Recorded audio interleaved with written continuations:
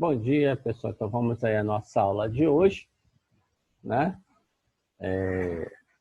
Da aula da apostila do Estado, né? Deixa eu só lembrando que eu já tinha passado para vocês copiarem, né, a tarefa no caderno. Então, a aula de hoje vai ser a proporcionalidade da função linear. Só voltando a relembrar aí, quem já estudou função do primeiro grau, né? A função linear é uma função especial do primeiro grau, uma função especial da função afim, porque ela só tem o termo x, né? Toda função que só tem o termo x, ela é chamada de linear, ou seja, o b é igual a zero, né? A função linear, toda função linear é afim. Nem toda função linear é afim, né? Claro, toda função linear do primeiro grau é afim. Nem toda função afim é linear. Tá. Então, uma das ideias interessantes estudando no ensino fundamental é a proporcionalidade. Você lembra do conceito? Então, na Grécia Antiga, a partir dos estudos de matemática de Mileto, começamos a tomar consciência da utilização da proporcionalidade. Ele descobriu que, dado duas grandezas, é possível que elas cresçam ou diminuam de forma constante. Então, vejamos um exemplo.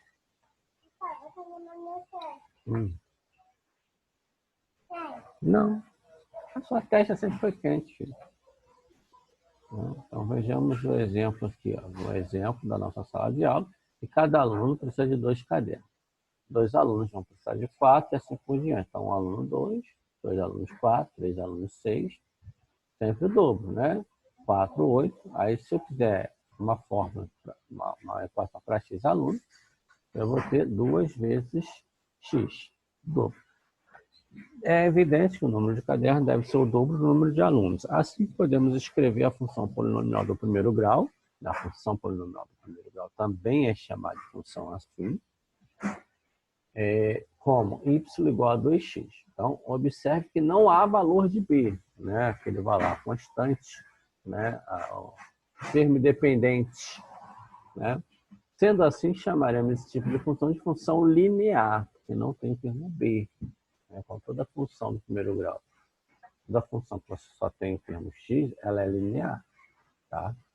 Então, segue os exemplos para ilustrar os conceitos. Então, um motorista mantém seu carro na estrada a uma velocidade de 60 km por hora.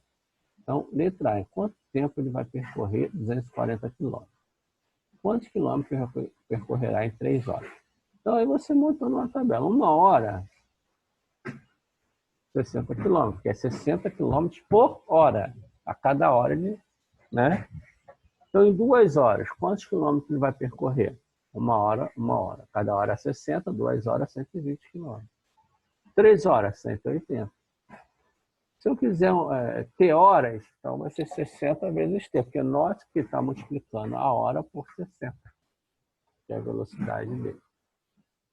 Quando isso ocorre entre duas grandezas, dizemos que elas são diretamente proporcionais. Na linguagem matemática, podemos dizer que duas grandezas são diretamente proporcionais se a cada valor de x de uma delas corresponde a um valor de y na outra, satisfazendo as condições. Quanto maior x, maior y. Se dobrarmos, triplicarmos x, então o correspondente y também será aumentado na mesma quantidade. Então, essa correspondência entre x e y satisfaz essas duas funções, chama-se proporcionalidade. Mas se o valor, ao invés de aumentar, diminuir, na mesma proporção, nesse caso, dizemos que x e y são inversamente proporcionais, ou seja, um aumenta, o outro diminui. Um diminui, o outro aumenta. Né? Agora, se ambos aumentam ou ambos diminuem, são diretamente proporcionais. Tá? Agora, interessante. Agora, vamos aí à atividade. A gente vai passar para o exercício. Tá? Aí a gente vai para aquela apostila lá do... aqui. E aí a gente vai fazer a correção da atividade, sim, atividade 3, perdão. Sejam L o lado, P o perímetro de um quadrado, verifique se a correspondência de L em P é uma proporcionalidade justifica. Como ele só quer verificar, então vamos lá. Né? Sabemos que o perímetro é dado pela soma, né, dos valores dos lados. Sendo assim, vamos analisar quadrados com diferentes tamanhos. Então, lado, perímetro. Então, vamos lá, lembrando que o quadrado ele possui 4 lados. Então, tem a mesma medida. Certo? Então, vamos lá. 1 centímetro. 1 mais 1 mais 1 mais 1. Que é a soma das medidas dos lados vai dar 4 centímetros. 2 mais 2 mais 2 mais 2, 8. 3 mais 3 mais 3 mais 3, 12 centímetros. Para x lado, eu vou ter x mais x mais x, que é igual a 4x. Então, nós que o valor do lado é multiplicado por 4. Então, são proporcionais. Eu estou na 1 de novo. Então, aqui eu tenho que o lado aumenta e o perímetro também aumenta. Então, são diretamente proporcionais. Se o lado diminuísse e o perímetro também diminuísse, o que acontece com uma acontece com a outra. A gente chama de direto. Inverso é quando há o inverso. Uma aumenta, a outra diminui. Tá? Agora, vamos à questão 2. Considere L a medida do lado, a área de um quadrado, a correspondência é uma proporcionalidade? Justifique sua resposta. Sim, também é. Né? Então, de maneira análoga lá ao do perímetro, vamos investigar a relação entre lado e área. Lembrando, né, que a área de um quadrado, né, de x é x vezes x, é o lado vezes o lado, e isto é x ao quadrado. Então, a gente multiplica o lado por ele mesmo, fica ao quadrado. Né? Esse ficou juntinho aqui, então separei. Tá? Então, vamos montar a tabelinha com diferentes valores também. Vamos lá. Então, lado e área. Lado 1, 1 vezes 1, 1 centímetro quadrado por unidade de área. 2 vezes 2, 4 centímetros quadrados. 3 centímetros, 3 vezes 3, 9 centímetros quadrados. X, vou ter x vezes x, x ao quadrado, centímetro quadrado. Então, segue uma proporcionalidade. Né? Tem um aumento, então, e são diretamente proporcionais, porque à medida que uma aumenta, a outra também aumenta. Então, uma loja de eletrodomésticos lança uma promoção relâmpago. Né? Vou pôr aqui, tá, separa. Pronto. Obrigado. Então, uma loja de eletrodomésticos lança uma promoção relâmpago. Nessa promoção, todas as notas fiscais receberão sobre o preço final um desconto de 10%. PEDS, a função que representa o valor pago após desconto de 10%. Então, gente, olha só. Já podemos representar, né, 10% pelo decimal 0,1, certo? Sendo assim, para calcular 10% sobre um montante, basta multiplicar esse montante por 0,1. Então, como o total é de 100%, né, após o desconto de 10%, o cliente pagará apenas 90%, 100% menos 10%, 90%, né, da mercadoria. Este, né, percentual pode ser representado já, filho? Pelo decimal 0,9. Então, representaremos a quantidade de vendidas, né, pela variável x e o valor a ser pago pela variável y. Já fez o caderno? Calma que eu já vou te botar para leitura, tá? Então, fica, y igual a 0,9x. Né? 0,9x. Ó, valor pago, 90%, 0,9. Quanto? Dependendo da quantidade de venda, chamarei essa quantidade de venda por X. Y, o valor recebido. Lembra que a gente fez lá nas outras aulas, né? A gente analogamente chama valor que você recebe por X, ou paga, né? Quanto um cliente pagará, né, se comprar 5.600? Então, vamos lá. Então, quantidade vendida. Então, vendeu 5.600. No lugar do X, eu vou colocar esses 5.600 aí. Então, vai ficar. Né? Lembrando que Y é igual a F de X. Né? Podemos escrever, então, como F de X igual a 0,9x. Isso aí aprendeu na última aula. Então, vamos lá. Calculando F de 5.600, né, teremos, então, F de 5.600 igual a 0,9 vezes 5.600, né? E, então, F de 5.600 vai ser R$5.040. Né? 5.040. Deixa eu ver. Deixa eu ver qual a leitura de hoje para você. 14, 121 a 125. Aqui, ó. Do Príncipe Cabeleiro. Senta ali e lê. Em voz alta para escutar, tá? Então, me espera eu terminar aqui que eu te ajudo, tá? Então, até que valor em mercadorias pagarei se tenho 2.700 para gastar? Então, lembra que o valor pago é o meu Y? Então, eu quero saber a quantidade de mercadoria vendida, que é o X. Aí a gente vai ter que transformar isso aí numa equação do primeiro grau, pegando a fórmula da função, que é 0,9x, e igualando esse valor, né?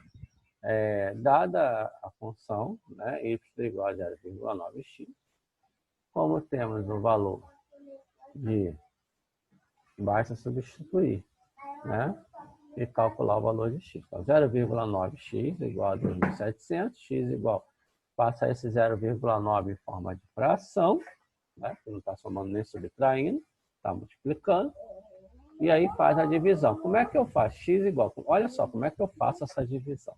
Gente, olha só, você ignora a vírgula. Quando a vírgula está no denominador, é só você acrescentar zero no numerador. Quando o numerador... Ah, sim, quantos zeros? Ah, tá. Depende da quantidade de casas decimais. Isso, príncipe. O príncipe... Cabeleira, isso aí.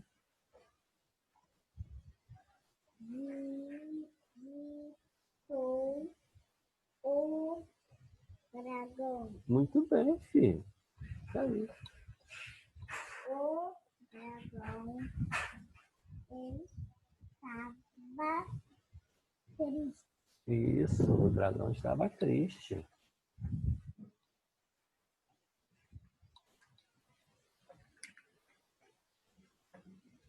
O dragão queria ter, isso aí. Ter o quê? Cabelo. Cabelo? Também. Vai lendo aí que eu estou te escutando. Então, ó, 27, vou dividir por 9. 27 dividido por 9 dá 3. Quantos zeros eu tenho aqui?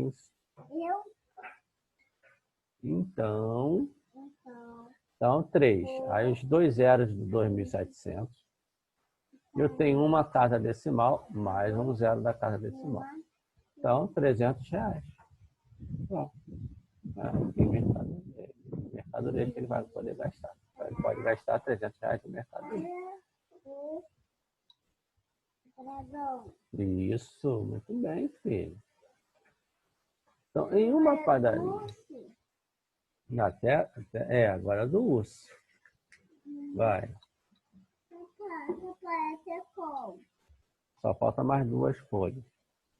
Vai.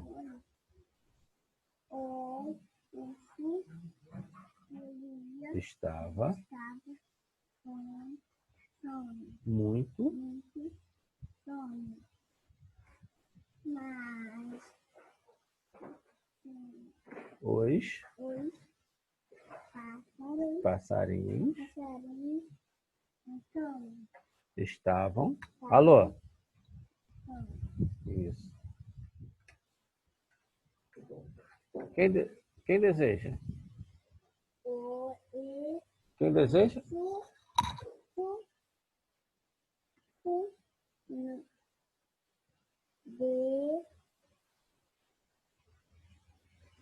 Eu ouço.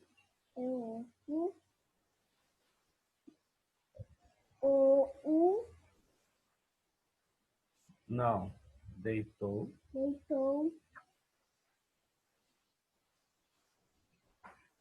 Obrigado. Perto. do lago. Isso, o urso deitou perto do lago. Mas Os sapos estavam selecionados. Então, Então, o urso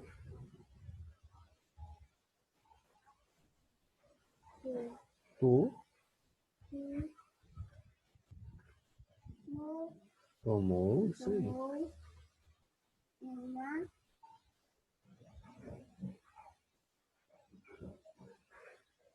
Lê. A. Vai.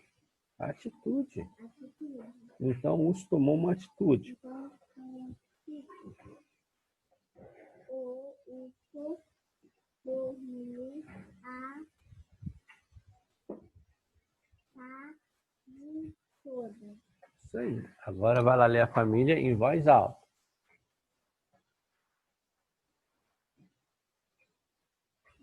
Então, em uma padaria, o quilograma do pão custa 5,50. Determine o preço de 2 quilogramas. Então, se 1 quilo é dos 5,50, quanto é que ele vai pagar por 2 quilogramas? Então, é 2 vezes 5,50 e vai dar R$11, né? O preço por 500 gramas. Lembrando que 500 gramas equivale a meio quilo, 0,5, né? Ó, o preço pago por 500 gramas de pão equivale a 0,5 do quilograma, certo? Assim, teremos 0,5 vezes 5,50, que é 2,75. A função que define o preço por quilograma, né? Que o pão deve ser pago. Então, vamos lá. Né? A função que define a relação entre o preço do quilograma de pão e o valor, né, a ser pago. Lembrando que o preço a gente chama de X, né? Quantidade de pão, X, e o valor ser pago, que é o total que você paga, sempre isso. Então, vamos considerar Y como sendo o valor pago, né? E X, a quantidade de pão, né, adquirida. Logo, a função será dada por y igual a 5,5x. Por que, professor, não é 5,50? Porque zero depois da vírgula no final do número não tem valor, lembra? Lembra que não tem valor? Então, qualquer quantidade x em quilograma que você for considerar aí, você vai pagar essa função. Então, essa aí foi a nossa atividade de hoje, tá? Então, eu vou esperar aí a mensagem de vocês, né? Não esquece de colocar o nome lá na mensagem, lá no final, para poder, que vai valer como chamada. Então, aqui, ó, vou mostrar para vocês aqui a lista de chamada, nossa chamada, tá vendo? Da turma. Hoje é dia 14. Só vou esperar aí até o final para vocês responderem a chamada e mandar na mensagem. Qualquer dúvida, só entrarmos em contato através do WhatsApp, tá bom, pessoal? Valeu, até amanhã. Ah, sim, amanhã, vou apresentar logo a aula de amanhã. Nossa aula de amanhã vai ser a aula 4, né? Então, o que a gente vai ter na aula? Oi, filho, na aula 4? Gráficos da função do primeiro grau. Oi. Leia aí a família. Senta aí, leia aí para mim. Gráfico da função do primeiro grau, né? A gente vai estudar o gráfico da função. Ah, sim. Além de vocês já terem copiado as atividades, vocês só vão copiar o quê? A atividade.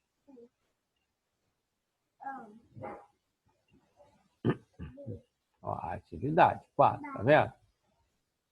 Isso aí, essa. Ah, vou dar um tempinho, vai. Tira o print. Número 1, número 2, número 3, número 4 e número 5.